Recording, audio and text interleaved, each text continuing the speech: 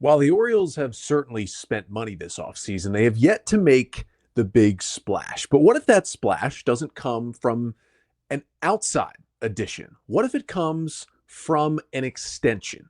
I want to talk about why the Orioles haven't given out one of those yet and which player could get the first one. Coming up on this episode of the Locked On Orioles podcast.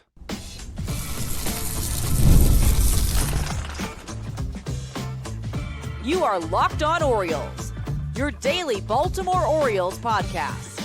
Part of the Locked On Podcast Network, your team every day.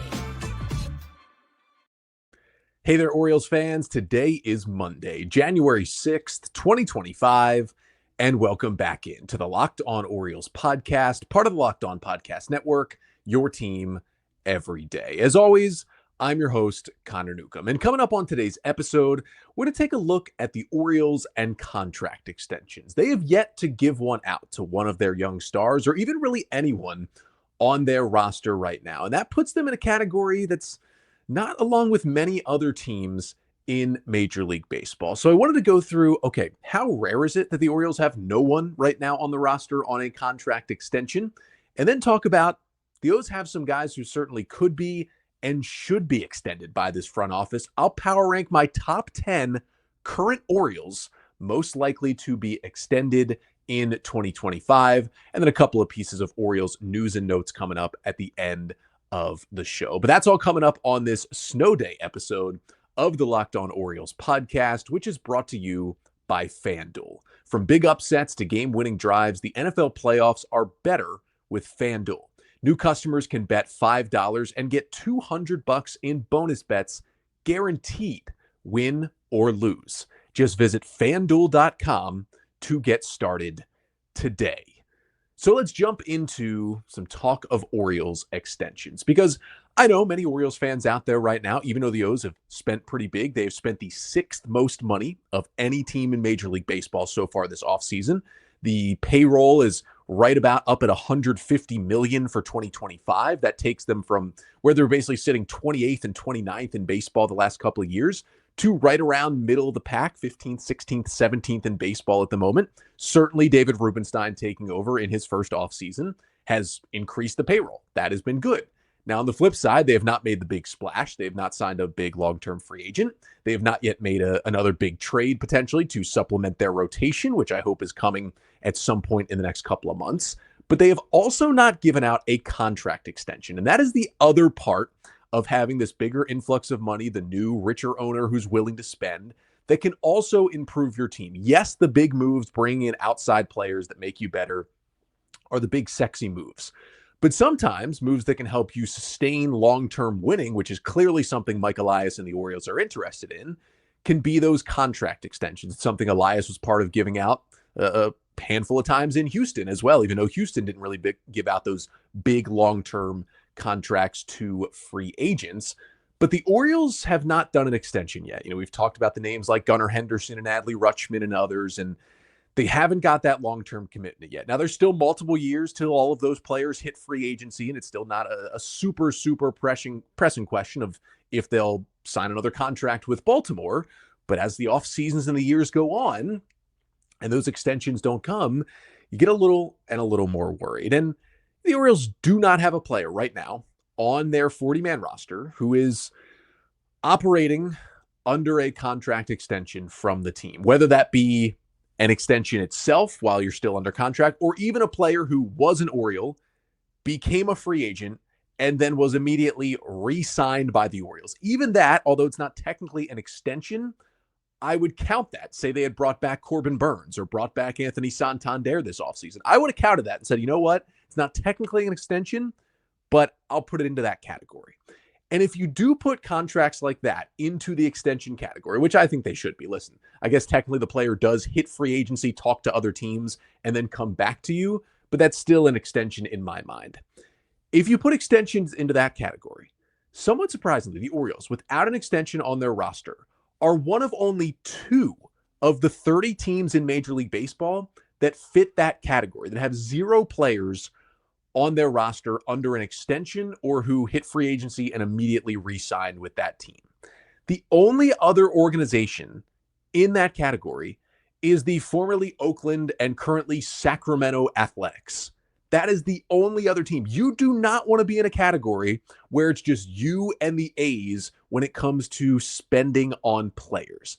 Kind of an indictment of where the Orioles are right now. And I went through every single team in baseball to look through where they've given out their money extension-wise and how it could compare to what the Orioles could do. And I just wanted to quickly go team by team to show you it truly really is only the O's and the A's who are in this category. Like Yankees, for example. Obviously, they gave out the 9-year, $360 million deal to Aaron Judge. They also extended DJ LeMahieu for 6 years a few years back. They don't have a lot of extensions, but they also spend a lot in free agency. The Red Sox, even though they traded Mookie Betts to the Dodgers in one of the dumbest trades ever, instead of wanting to extend him, they still gave a 10-year extension to Rafael Devers, and they gave out some smaller, less expensive extensions to some helpful players. Brian Bayo, who they thought could be an ace, looks more like a mid-rotation starter now, but still a productive pitcher, got 6 years, $55 million. Ceddanne Rafaela looks like a really exciting young player, gave him 8 years, $50 million.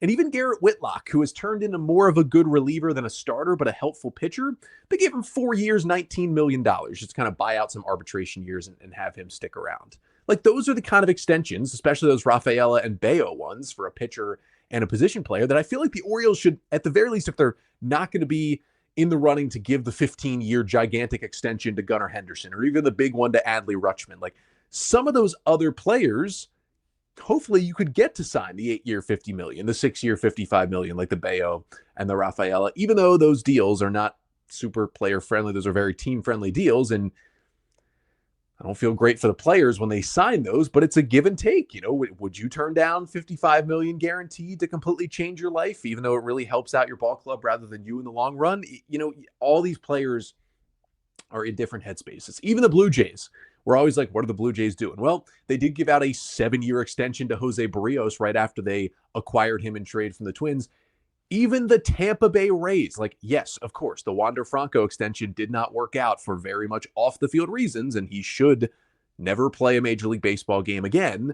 But they gave him 11 years, $182 million. That was the Tampa Bay Rays giving out that contract. And it's not just him. They gave out some smaller deals to other guys. Brandon Lau, he a Terp, got 7 years, $34 million. Yandy Diaz got a 3-year extension. Pete Fairbanks, a reliever, got a 3-year extension. Like, they were also doing those smaller deals. It's not just the Rays. Even the Guardians, one of these other super low payroll, right? They trade their guys before they hit free agency, before they get too expensive in arbitration. The lowest of the low in terms of payroll operating teams. Still identified their guy, and they did the same thing as the Red Sox did. You know, like they traded Mookie Betts. The Guardians traded Francisco Lindor to the Mets, but they identified that next guy. Just like the Red Sox said, okay, we're going to trade Betts, but we're going to extend Devers for 10 years, $313 million. The Guardians said, we're going to trade Lindor, and that stunk. But they said, hey, we're going to extend Jose Ramirez. And they got one of the most team-friendly deals in league history. 7 years, $141 million for Jose Ramirez, a MVP candidate every year. But they extended him. They brought back Shane Bieber. They got Emmanuel Clase on a 5-year cheap extension. We know the Royals did the Bobby Witt extension, 11 years, $289 million. I think that's kind of the goal of getting Gunnar Henderson to sign an extension like that. That's pretty cheap for what Bobby Witt Jr. is going to give to the Royals for 11 years. I don't think Gunnar Henderson is taking an extension that cheap. But they've also got Salvador Perez in a 4-year extension. They brought back Michael Wacha for 3 more years. You go down the list. The Tigers gave out a pre-debut extension for 6 years to Colt Keith that had a club option for 3 more years for only $29 million. Just taking a chance on him and locking him up. The Twins, Pablo Lopez, Byron Buxton, Carlos Correa, Chris Paddock, all playing on extensions. The Chicago White Sox have more money committed than the Orioles. They gave that 6-year, $50 million extension to Luis Robert before he debuted with 2 more years of club options. And even with his injuries, that still looks like a very team-friendly, great deal. Of course, the Astros, Mike Elias' old team. Jose Altuve, 5 years, $125 million. Yordan Alvarez, 6 years, $115 million. Lance McCullers, 5 years, $85 million. Ryan Presley, 3 years, $42 million. Christian Javier, the starting pitcher, 5 years, $64 million. Different levels of working out those deals, but they have committed to the players that are their core. Even the Rangers, they don't really have an extension, but they brought back Nathan Eovaldi for 3 years. And oh yeah, they gave like almost $1 billion to Marcus Semien and Corey Seager, which led them to winning a World Series. The Mariners gave out the big Julio Rodriguez extension, 12 years over $200 million. Don't think Gunner's taking a deal that cheap, but they got him there, and they were still able to give out these quote unquote smaller deals, a 5-year extension to Luis Castillo, 5 years, $51 million for JP Crawford, and then these small 2, 3, and 4-year deals for Victor Robles and Dylan Moore and their closer Andres Munoz as not their star players, but guys they wanted to keep around for a little bit cheaper and make sure they had that financial security. We know the Angels gave out the Mike Trout deal. The Athletics are the only team without one. Obviously, the Mets have been big spenders and given out extensions. Obviously, the Braves has been the team that's given out 1 million extensions to all their players. And we know the big ones for Acuna and Ozuna and Olsen and Riley, and the one that should be a crime is Ozzie Albies, 7 years, $35 million. But even the players like Joe Jimenez, one of their best setup man, they gave 3 years to. Pierce Johnson, another one of their setup man, they gave 2 years to. Orlando Arcia, they were like, hey, you're our shortstop/utility infielder. Let's give you a 3-year extension for $7 million just to keep you around. The Orioles haven't even done deals like that. I mean, we know the Phillies have given out big money to players. The Nationals, Keibert Ruiz got an 8-year, $50 million extension, their catcher. Now, he's not the player Adley Rutschman is, and Adley's going to cost way more money than that, but they jumped on it to get Ruiz extended. I'm not sure how good he is, really, so maybe not the best deal. Even the Marlins gave Sandy Alcantara an extension for 5 years, $56 million. Even the Brewers, who operate on this lower payroll scale that we really thought for a while with John Angelos in charge that the Orioles would try to model themselves after the Rays and the Guardians and the Brewers. I mean, Angelos said it himself.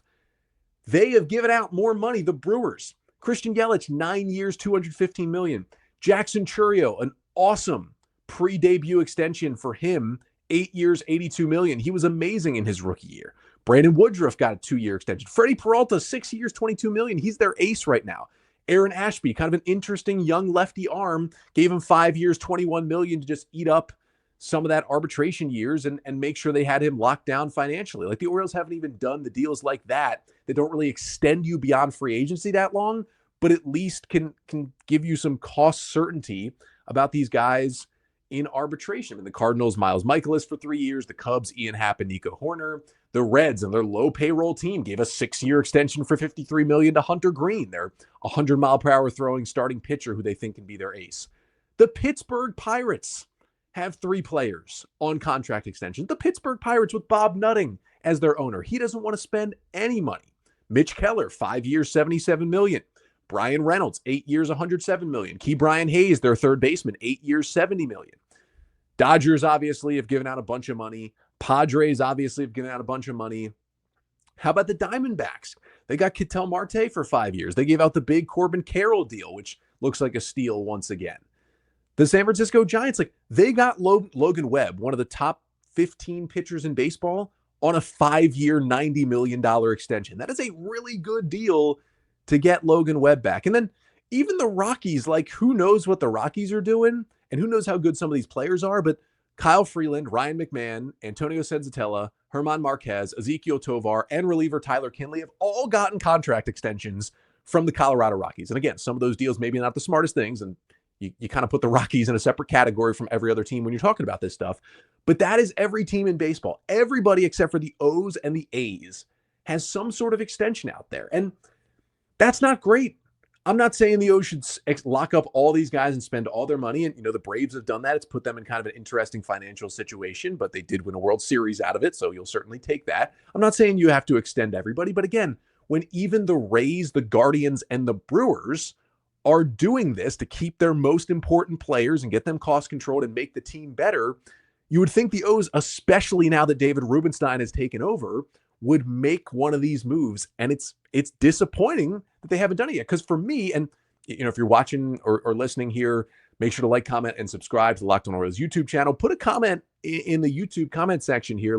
For me, if the Orioles didn't do anything else this offseason, but they extended Jordan Westburg or they extended Adley Rutschman, I would be happy with the offseason. I would say, you know what?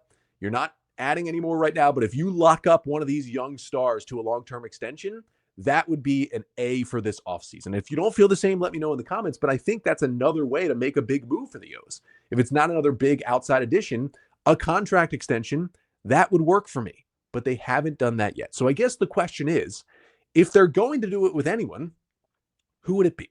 So coming up next, I ranked the top 10 Orioles most likely to get a contract extension in the year 2025. But first, this episode of the Locked On Orioles podcast is brought to you by FanDuel. From big upsets to game-winning drives, the NFL playoffs are better with FanDuel. Because right now, new customers can bet $5 and get $200 in bonus bets guaranteed. That's $200 in bonus bets, win or lose. The FanDuel app, it gives you everything you need for live bets, same-game parlays, and so much more. You can visit the FanDuel website and look at betting lines for pretty much anything. How about the Ravens this weekend? Favored by almost 10 points against the Steelers in the playoffs? Not often you'd see that, but I might take that for the Ravens. They are rolling, and the Steelers do not look like a good football team. So just visit FanDuel.com today to join today and get started with $200 in bonus bets. That's at FanDuel.com. Make this playoff season unforgettable with FanDuel, an official sportsbook partner of the NFL.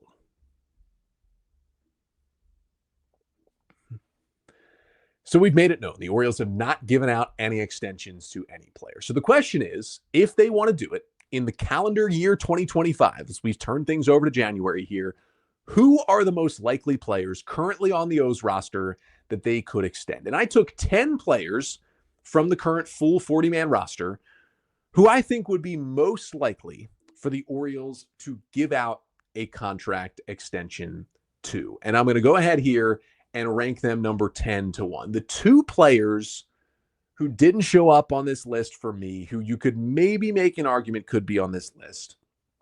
I guess one is Jackson Holliday. He's not on this list because A, he's a Scott Boras client, makes it unlikely for him to get an extension. B, the Orioles are still waiting for him to break out, which I think he will this year. And C, sometimes extensions have to do with how badly you need the money.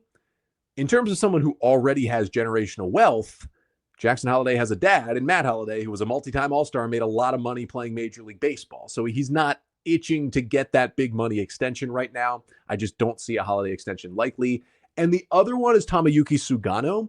I could see him pitching really well for the first 3-4 months of this season, and the Orioles saying, hey, he's still got it. He's only 35. He likes it here. Let's tack on another year or two on this deal.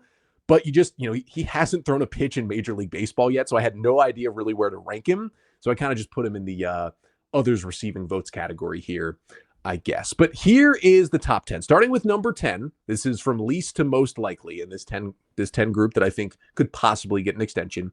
10th on the list is Gunnar Henderson. He's due to be a free agent after 2028 and is a Scott Boras client. Now, that's the big thing here. A Scott Boras client. Boras rarely wants his clients or takes his clients to get an extension before they hit free agency. It's happened before, but it is rare. And with a player like Gunnar Henderson, who after we saw what Juan Soto just got, Henderson could easily command $500+ million when he hits free agency after the 2028 season. Maybe the Orioles at that point, Rubenstein would be willing to give out the big money and could bring him back. I just highly doubt the Orioles could ever get an extension with him. Now, he's on this list because the Orioles clearly want to extend Gunnar Henderson and keep him beyond then. I just can't see the price tag and the Scott Boras of it all allowing that to happen. He's going to make big money. That's why I have him 10th on this list, because it's kind of unlikely the extension gets done, but the Orioles want to do it. So at the very least, he's got to show up on this list somewhere. Number 9 here is Felix Bautista, free agent after 2027, a client of the JNP Group. That is his agent. He's the only reliever I have on this list that I think they could extend because he's just that good. Now, it's still risky. Coming back from Tommy John surgery, we haven't seen him pitch again yet. But if he's back to being elite this year, maybe near the end of the season, you buy out his final 2 years of arbitration in 26 and 27 and add a year or two on the end. Maybe extend him through 2028 or 2029 just to keep him around for longer if it looks like, hey, the surgery worked. He's back to being elite Bautista, and he's one of the best relievers in baseball. Number 8 on this list I have as Cedric Mullins. He is a free agent after this year. 2025 is his final season before free agency. He is a Cope Sports Management client. He's had a few years just being very up and down. I've talked for a couple years about how I think the Orioles should give a couple more years to Cedric Mullins on the end of his contract. I'm still in for that move if it's for the right price. And I basically just think here, if we're getting through 2025 and the Orioles don't think Colton Cowser is quite ready to take over as a full-time center fielder, or they don't think their prospects, either Vance Honeycutt or Enrique Bradfield Jr., their two center fielders in the minors, or even a guy like Judd Fabian, are really ready to take over center field in 2026, I could easily see the Orioles working out something with Mullins where they extend him for just one more season through 2026 to keep him in there as that main center fielder until Cowser is ready to move over, or Honeycutt or Bradfield are really ready to take that spot in 2027. Number 7 on my list is Grayson Rodriguez. He is a free agent after 2029. Not sure what his agency is, but it is not Scott Boras, I don't think. You may want to see a full year of him without injury and without struggles before you pull the trigger on an extension for a pitcher, because pitcher extensions, obviously, like everything, they are much riskier than position player extensions. We've seen the Orioles operate in that case for pretty much anything, that pitchers are riskier than position players, and that is just the truth in this era of Major League Baseball.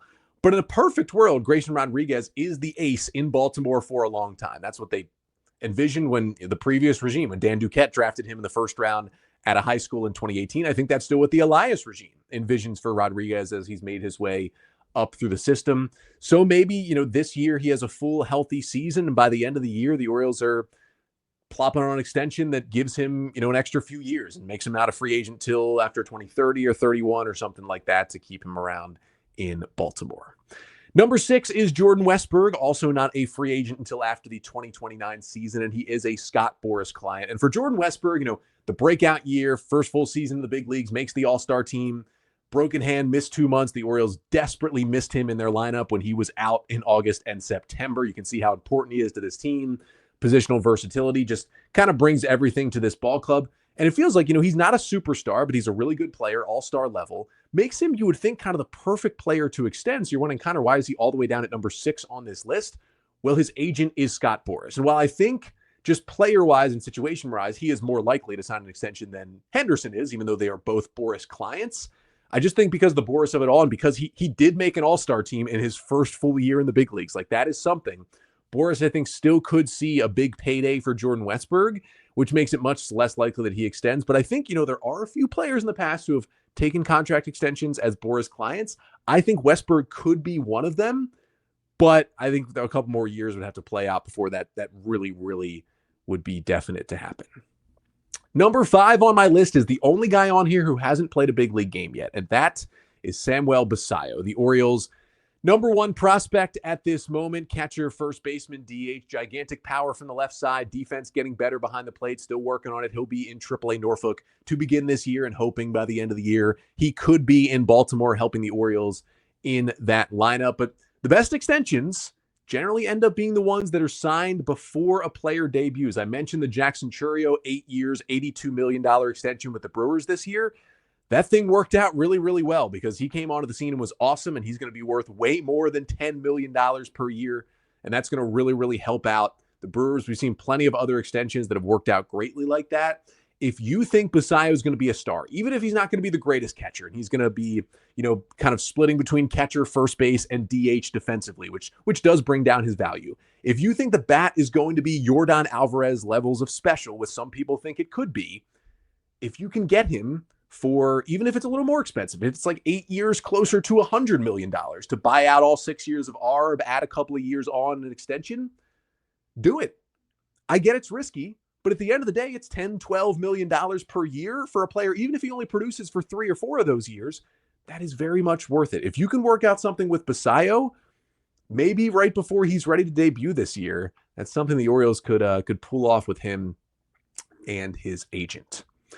Kyle Bradish is number 4 on my list. He is a free agent after 2028. The Orioles will probably want to wait until he returns from Tommy John surgery, and chances are he doesn't pitch until August and maybe even September of 2025, so it is a while to wait. But if Bradish comes back and pitches really well for a month or two at the end of the season, it looks back to his usual dominant self, it could still be a cheaper time to get a deal done because we haven't seen a full season since TJ, but could also be some more just good vibes, good feelings for the Orioles to feel more confident in doing it and giving the extension out if they see him pitch for a couple of months.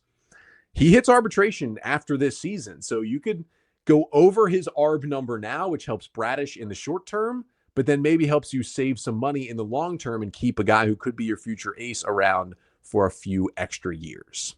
Number 3 on my list, Adley Rutschman. He's a free agent after 2025. It's coming up quicker than you think. Only 3 more seasons left of Adley Rutschman. He is a Wasserman client, so he's not Scott Boras.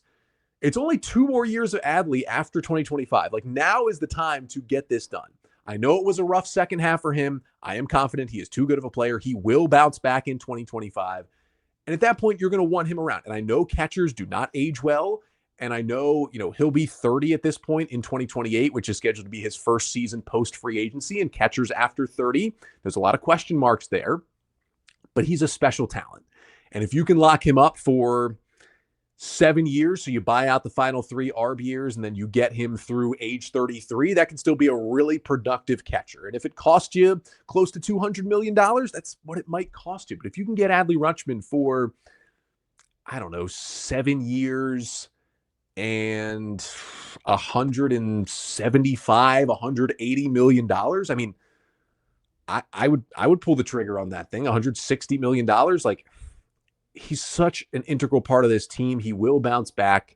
And maybe he's not great the last year or two of that deal, but that's the cost of doing business when you have a generational catcher like Adley Rutschman. Number 2 on this list for me is Zach Eflin. He is an impending free agent. Orioles acquired him at the deadline last year. He is due $18 million this year and then will be a free agent after 2025. He'll be 31 in April, and so after he's a free agent, he'll be 32 for his next season. But he just seems like the type of pitcher who's going to age very well, relies on command instead of velocity, doesn't walk guys, throws 6 different pitches. He feels like a guy that if velocity goes down more or stuff goes down more, he can still be effective into his late 30s. And if you could get him for an extension that maybe gives him 3 more years for around $60 or $70 million, I would absolutely pull the trigger on a deal like that. If you can make him sign through 2028, even if he becomes a number 3 or number 4 starter by the end of that, that's still really helping out your rotation. The price of pitching is only going up. So you can get Eflin for $20 million a year for the next 3 seasons. I would absolutely do that. I love watching Zach Eflin pitch. I would love to see him in Baltimore for a few more years. And then number 1 on my list is Colton Cowser. He is a free agent after 2029. So still got 5 years of team control remaining. Probably should have won Rookie of the Year this year. Ended up finishing second. He might be the best combo of cost, talent, and agency to get an early extension done. He's very talented, but he hasn't broke out into all-star, superstar level yet. He's just a really good player at this point. Cost-wise, that kind of goes with it, where he's still young enough and unproven enough where it wouldn't be a crazy extension. And agent-wise, he's not a Scott Boras client, so that helps you with this as well. Who knows if he really wants to be in Baltimore long-term? Obviously, a guy who's from Texas, but seemed to have enjoyed his first year with the Orioles. If you could get Colton Cowser to agree to 8 years, $120 million, you get 3 years extra of Cowser after arbitration, $15 million per year for a player of Colton Cowser's talent, who would still only be 32 years old when he hits free agency. And if he stays in good shape and can still play defense and run, he could still get a solid free agent contract at age 32 as well. I think that would be a deal that could really help out both sides. And that, I think, is my number 1 most likely extension. Colton Cowser, something like 8 years, $120 million, could really, really help him and really, really help the O's. You could just solidify left field for the next 8 years. And that's a position that a lot of left fielders played next to Adam Jones and have played next to Cedric Mullins. It would be very nice to solidify that position for the first time since BJ Surhoff, maybe. I mean, that would be nice for this Orioles franchise. But that is my top 10 list of most likely extensions for the calendar year 2025. Let me know in the comments, though. Do you agree? Do you disagree? What would your list look like? We got a couple more Orioles news and notes to get to quickly to finish off the pod. That is coming up next. But first, this episode of the Locked On Orioles podcast is also brought to you by Game Time.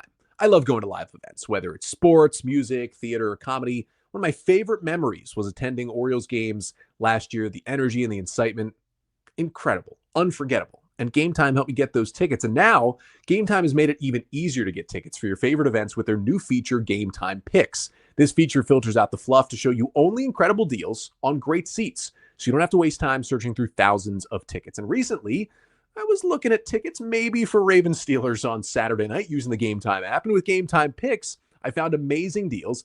Could even see the view from my seat before buying. And plus, the app has all-in pricing that shows you the total cost upfront, no surprise fees at checkout. So take the guesswork out of buying tickets with Game Time. Download the Game Time app, create an account, and use code LOCKEDONMLB for $20 off your first purchase. Terms apply. Again, create an account and redeem code LOCKEDONMLB. That is LOCKEDONMLB for $20 off. Download Game Time today. What time is it? Game time.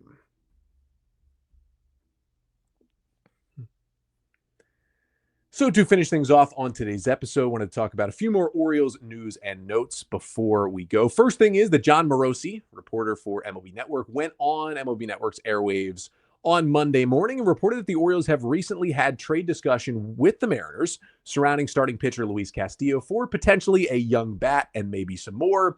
This is something that has continuously been reported by Morosi and Rosenthal. Obviously, you take any John Morosi report with a grain of salt, but it's been reported by others at this point that the Orioles at least have some interest in Luis Castillo. Now, Castillo is not the pitcher he once was with the Reds and early on with the Mariners. His FIP was just below 4 each of the last 2 years, so he is regressing as a pitcher a little bit, his stuff, his overall performance, but he still eats innings with a mid-3s ERA. He does pitch in one of the most pitcher-friendly ballparks in baseball, so you do worry a little bit about him leaving Seattle.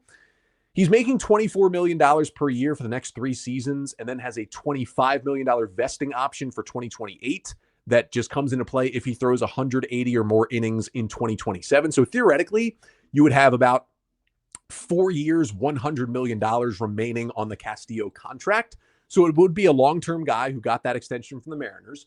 Basically, from the Orioles' perspective, it's about 2 things. One, are they willing to give up a young bat the Mariners desperately need to get Castillo? And 2, do they see the Castillo regression that has happened over the last 2 years as a gigantic red flag or just a smaller concern where they still think, hey, maybe Luis Castillo is not a number 1 anymore, but we think for the next 2 years he can be a number 2 or a 3 in our rotation. And yes, $24 million a year is a good amount, but when you look at what pitching is going for at this point, by the end of that 4 years, it'll look pretty cheap for a good, solid starter who can start postseason games for you.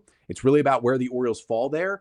I fall more on the latter, and I think Castillo could really help the Orioles, but I understand because the numbers are dipping a bit if there are some reservations with picking him up. Now, Ken Rosenthal did write on Sunday in The Athletic that the Orioles are still pursuing starting pitching and relief help even after signing Charlie Morton on Friday. I think it's something we all knew. I talked about Friday how even the Morton signing makes it maybe even easier to trade for a starting pitcher because if another team wants an Orioles younger starter like Dean Kramer or Chase McDermott or Cade Povich or even a guy like Albert Suarez, having Charlie Morton makes it much easier to slot him right into that open spot. If you have to use a Dean Kramer to get a Luis Castillo, well, Castillo replaces Kramer's spot, and now you still have Morton in there as your number 5 starter, which makes your rotation better at the end of the day.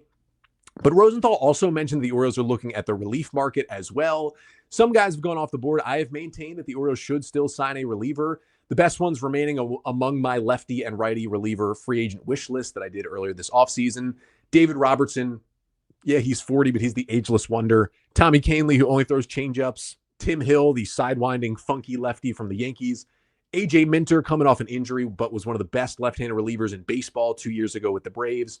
Kirby Yates, another ageless wonder, is one of the best closers in the league last year with the Rangers at age 37. And then Lucas Sims, the righty, who's never quite put it all together, but has some of the nastiest stuff in the majors.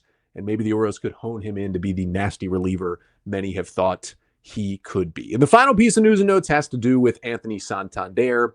We've pretty much come to the fact that once the Orioles signed Tyler O'Neill to that 3-year deal back in December, that Santander probably was not coming back to Baltimore. I talked a bit about how if his market kind of collapses and he ends up getting more of like a 3-year, $60 million deal, the Orioles, even with O'Neill, still could be in play for bringing back Santander. But the reporting over the weekend is that the Blue Jays have made maybe their final offer to Santander, and the reporting was that that offer was 4 years, $82 million. At that point, that's probably outside of what the Orioles want to spend years-wise and money-wise to bring Santander back. Also, the reporting is that the Angels might be front runners for him, and the Tigers and the Red Sox and maybe some other teams are still in the mix.